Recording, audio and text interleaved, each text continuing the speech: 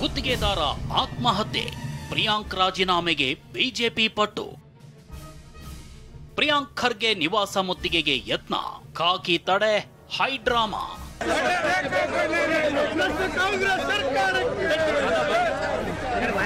ಗುತ್ತಿಗೆದಾರ ಸಚಿನ್ ಆತ್ಮಹತ್ಯೆ ಪ್ರಕರಣವನ್ನ ಅಸ್ತ್ರ ಮಾಡಿಕೊಂಡಿರೋ ಬಿಜೆಪಿ ಪ್ರಿಯಾಂಕ್ ಖರ್ಗೆ ವಿರುದ್ಧ ಸಮರ ಸಾರಿದೆ. ಇವತ್ತು ಪ್ರಿಯಾಂಕ್ ಖರ್ಗೆ ರಾಜೀನಾಮೆಗೆ ಒತ್ತಾಯಿಸಿ ಕಲಬುರಗಿಯಲ್ಲಿ ಪ್ರಿಯಾಂಕ್ ನಿವಾಸಕ್ಕೆ ಮುತ್ತಿಗೆ ಪ್ಲಾನ್ ಹಮ್ಮಿಕೊಂಡಿತ್ತು.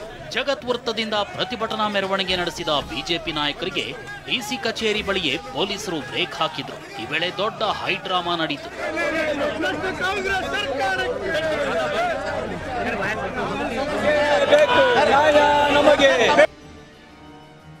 ಸುಸೈಡ್ ಸುಪಾರಿ ಸಿದ್ದರಾಮಯ್ಯ, ಇದು ಎಸ್ ಸರ್ಕಾರ ಎಂದ ಅಶೋಕ್.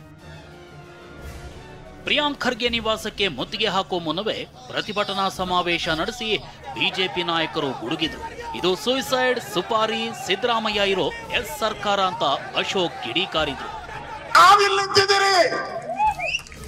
ಕಾಂಗ್ರೆಸ್ಸಿನ ನರ ಕೀಳ್ಬೇಕಲ್ಲ, ನಾವು ಕೀಳ್ಬೇಕ ಬೇಡ? ಈ ಸರ್ಕಾರ ಇವತ್ತು ಎಸ್ ಸರ್ಕಾರ. ಎಸ್ ಅಂದ್ರೆ ಸುಪಾರಿ, ಎಸ್ ಅಂದ್ರೆ ಸೂಸೈಡ್. ಒಂದ್ ಕಡೆ ಸುಪಾರಿ ಕೊಡ್ತಾರೆ ದುಡ್ಡು ಕೊಡಕ್ಕೆ, ಇಲ್ಲಾಂದ್ರೆ ನೀನ್ ಸೂಸೈಡ್ ಮಾಡ್ಕೊಬೇಕು. ಪ್ರಿಯಾಂಕ್ ಖರ್ಗೆ ವಿಜಯೇಂದ್ರ ಮಧ್ಯೆ ಸುಪಾರಿ ಸಮರ.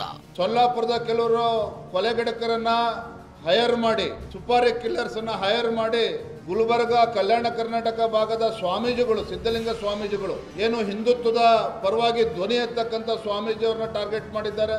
ಏನಂತ ಕೆಟ್ಟ ಕೆಲಸ ಮಾಡಿದ್ದಾರೆ ಸುಪಾರಿ ಕೊಡೋಂಥದ್ದು. ಆಮೇಲೆ ಒಂದೇನು ಬೇರೆ ಕೆಲಸ ಇಲ್ವಾ? ಇದು ವಿಜೇಂದ್ರ ಅವರು ಯಾರ ಬಗ್ಗೆ ಏನು ಮಾತಾಡ್ತಾ ಇದ್ದಾರೆ ಅಂತ ಸ್ವಲ್ಪ ಜವಾಬ್ದಾರಿಯುತವಾಗಿ ಮಾತಾಡಿದ್ರೆ ಒಳ್ಳೇದು. ಸುಮ್ಮನೆ ನೀವು ವಿರೋಧ ಪಕ್ಷದ ನಾಯಕರ ಸ್ಥಾನದಲ್ಲಿದ್ದೀರಾ, BJP ರಾಜ್ಯಾಧ್ಯಕ್ಷರ ಸ್ಥಾನಕ್ಕೆ ನಾವು ಗೌರವ ಕೊಡ್ತೀವಿ ಅಂದರೆ ಬಾಯಿಗೆ ಬಂದಂಗೆ ಮಾತಾಡೋದಲ್ಲ. ಏನ್ರಿ ಸುಪಾರಿ ಕೊಡ್ಸೋದಂದ್ರೆ ಏನು ನಾವು ಅಂತ ರಾಜಕೀಯ ಮಾಡಿದೀವ ಮುಂಚೆ? ಕಲಬುರಗಿನಲ್ಲಿ ಹೋಗಿ ಕೇಳಿ ಯಾರಿಗನ್ನ. ಇನ್ನು ಮೃತ ಸಚಿನ್ ಕುಟುಂಬದ ಪರವಾಗಿ ನಾವಿರ್ತೀವಿ ಅಂತ ಆರ್ ಅಶೋಕ್ ಹೇಳಿದ್ರು. ಇದಕ್ಕೆ ತಿರುಗೇಟು ಕೊಟ್ಟ ಪ್ರಿಯಾಂಕ್ ಖರ್ಗೆ ಸರ್ಕಾರದ ವಿರುದ್ಧ ಹೇಳಿಕೆ ನೀಡುವಂತೆ ಕುಟುಂಬಕ್ಕೆ ಒತ್ತಾಯಿಸಿದ್ದಾರೆ ಅಂತ ಸಚಿವರು ಆರೋಪಿಸಿದ್ರು. ನಮ್ಮೆಲ್ಲರ ಕರ್ತವ್ಯ ಅವ್ರ ಪರವಾಗಿ ನಿಲ್ಲುವಂಥದ್ದು ನಮ್ಮ ಕರ್ತವ್ಯ. ಆ ಕರ್ತವ್ಯವನ್ನು ಚಾಚು ತಪ್ಪದೆ ಮಾಡ್ತೀರಿ. ಅವ್ರಿಗೆ ನ್ಯಾಯ ಸಿಗೋವರೆಗೂ ನಮ್ಮ ಹೋರಾಟ ನಿಲ್ಲೋದಿಲ್ಲ.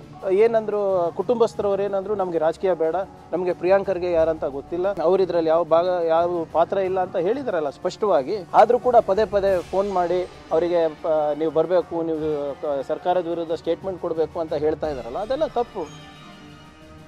ಸಚಿನ್ ಕುಟುಂಬಕ್ಕೆ CID ಮೇಲೆ ನಂಬಿಕೆ ಇಲ್ಲ ಎಂದ ಅಶೋಕ್. ನೀವು ಹೇಳದಂತೆ ಮಾಡಲಾಗಲ್ಲ ಅಂತ ಪ್ರಿಯಾಂಕ್ ತಿರುಗೇಟು. ಯಾರು ನೋವನ್ನು ಅನುಭವಿಸ್ತಾ ಇದ್ದಾರೆ ಅವ್ರು ಹೇಳಬೇಕು, ನಮಗೆ COD ನ್ಯಾಯ ಸಿಗುತ್ತೆ ಅಂತ ಅವ್ರಿಗೆ ನಂಬಿಕೆ ಬರಬೇಕು. ಅವ್ರ ನಂಬಿಕೆ ಇಲ್ಲ ಅಂತ ಹೇಳ್ಬಿಟ್ಟಿದಾರಲ್ಲ, ಅನೌನ್ಸ್ ಮಾಡಿಬಿಟ್ಟಿದಾರಲ್ಲ, ಅದರಿಂದ ಪ್ರಶ್ನೆ ಉದ್ಭವ ಆಗೋದೇ ಇಲ್ಲ. ಅಂದ್ರೆ ನಂಬಿಕೆ ಇಲ್ಲ COD ಮೇಲೆ ಅಂತ ಅರ್ಥ ಆಯಿತು. ಸೊ ಇವಾಗೇನಕ್ಕೆ CBI ಬರಬೇಕು? ಫಸ್ಟ್ ಪ್ರಾಥಮಿಕ ತನಿಖೆ ಆಗಲಿ. ತನಿಖೆ ಆಗ್ಲಾರ್ದೇನೆ ಇವರು CBI ಕೊಡಿ ಅಂತ BJP ಹೇಳಿದ ತಕ್ಷಣ ನಾವು ಕೊಡಬೇಕಾ? ಇವ್ರು ಹೆಂಗೆ ಹೇಳ್ತಾರೆ ಹಂಗೆ ಮಾಡೋಕ್ಕಿದ್ದೀವಿ ನಾವು ಏನು ಜನರ ಹಿತಾಸಕ್ತಿಯನ್ನು ಕಾಪಾಡಲಿಕ್ಕೆ ಏನು ಮಾಡಬೇಕು ಅದನ್ನು ನಾವು ಮಾಡ್ತೀವಿ ಹೊರತು BJP ಅವರ ಹಾಕಿರೋ ಸ್ಕ್ರಿಪ್ಟಿಗೆ ನಾವು ನಟನೆ ಮಾಡಲಿಕ್ಕೆ ಆಗೋದಿಲ್ಲ. ನನ್ನ ಪಾತ್ರ ಏನಿದೆ ಅಂದಿದ್ದ ಪ್ರಿಯಾಂಕ್, ಡೆತ್ ನೋಟಲ್ಲಿ ಹೆಸರಿದೆ ಎಂದ ರವಿ. ನೀವು ನನ್ನ ಮೇಲೆ ಆರೋಪ ಮಾಡ್ತಾ ಇದ್ದೀರಾ, ನಂದು ಹಸ್ತಕ್ಷೇಪ ಇದೆ ಈ ಏನೋ ಈ ಸೂಸೈಡ್ನಲ್ಲಿ ಹೇಗಿದೆ ಅಂತ ಹೇಳಿ. ಆಪ್ತ ಮಾಡಿರಬಹುದು ಅಂತ ನೀವು ಹೇಳ್ತಾ ಇದ್ದೀರಾ. ಕೆಲವು ಸಂಗತಿಗಳನ್ನು ಉಲ್ಲೇಖ ಮಾಡಿದ್ದಾರೆ. ಡೆತ್ ನೋಟ್ನಲ್ಲಿ ಪ್ರಿಯಾಂಕ್ ಖರ್ಗೆ ಅವರ ಹೆಸರನ್ನು 3 ಬಾರಿ ಉಲ್ಲೇಖ ಮಾಡಿದ್ದಾರೆ. ಅವ್ರ ಮನೆಗೆ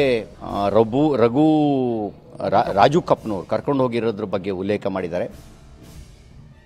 ರಾಜೀನಾಮೆಗೆ ಬಿಜೆಪಿ ಪಟ್ಟು, ರಾಜಕೀಯ ಅಂತ HK ಪಾಟೀಲ್ ಕಿಡಿ.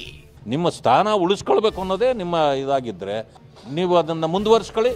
ನಮ್ಮ ಹೋರಾಟವನ್ನು ರಾಜ್ಯಾದ್ಯಂತ ನಾವು ಮುಂದುವರಿಸ್ತೀವಿ. ಏನು ಸಂಬಂಧ ಇಲ್ಲದೆ ಇರ್ತಕ್ಕಂಥ ನೇರವಾಗಿ ಆ ಡೆತ್ ನೋಟ್ನಲ್ಲೂ ನೇರವಾಗಿ ಇವರು ಹಣ ಪಡೆದಿದ್ದಾರೆ ಅಂತಲೂ ಹೇಳಿಲ್ಲ, ಅಥವಾ ಇವರು ನೇರವಾಗಿ ಯಾವುದಾದ್ರೂ ಕೆಲಸಕ್ಕೆ ಇವರು ಕಾರಣ ಅಂತಲೂ ಹೇಳಿಲ್ಲ. ಆದಾಗ್ಯೂ ಇದನ್ನು ರಾಜಕೀಯವಾಗಿ ಈ ಹೋರಾಟ ಮಾಡ್ತಾ ಇದ್ದಾರೆ. ಇನ್ನು ಬೆಳಗಾವಿ, ದಾವಣಗೆರೆ ಸೇರಿ ರಾಜ್ಯದ ಹಲವೆಡೆ ಪ್ರಿಯಾಂಕ್ ಖರ್ಗೆ ವಿರುದ್ಧ ಪ್ರತಿಭಟನೆ ನಡೆಯಿತು. ಪ್ರಿಯಾಂಕ್ ರಾಜೀನಾಮೆಗೆ ಆಗ್ರಹಿಸಿ ಬಿಜೆಪಿ ನಾಯಕರು ಪ್ರತಿಭಟನೆ ನಡೆಸಿದರು.